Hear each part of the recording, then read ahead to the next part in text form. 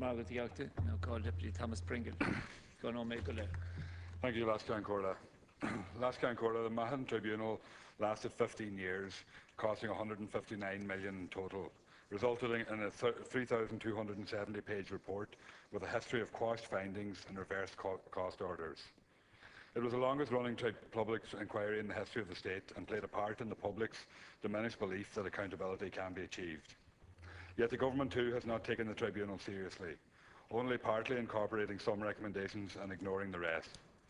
It's a fairly poor record for a government that campaigned for political reform and further damages the public's belief in accountability of those in power.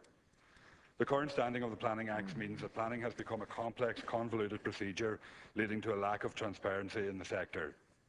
There are a number of concerns as well in relation to the General Scheme of Planning and Development No. 2 Bill 2014, and I support this PMB as it brings to light many of those concerns.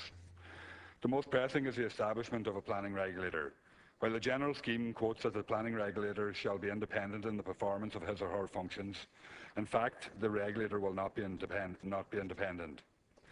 The scheme states that the planning regulator should be appointed by the Minister, and it goes on to state that the Minister and the planning regulator shall consult together in relation to matters pertaining to the functions of the Office of the Planning Regulator.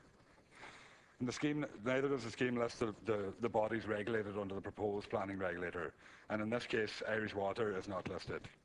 There are concerns about Irish Water's role in the development and management of spatial strategies. It will have the ability to facilitate or potentially delay or prevent development, yet how will this decision-making power be made accountable in the context of planning and development? Will Irish Water also be accountable to the Office of the Planning Regulator? In Head 34 of the scheme, legislation is amended to state Irish Water will have regard to any opinion of the Minister on the national and regional order of priority to the planning and development requirements of local authority development plans. The concern is that if the planning regulator is not entirely independent of the government, as stated in the scheme, is there a potential conflict of interest there? And will the national spatial strategy and each regional planning guidelines have regard to Irish Water, and to what extent? These questions are not addressed, so I think it is timely that the PMB forces the government to answer these questions.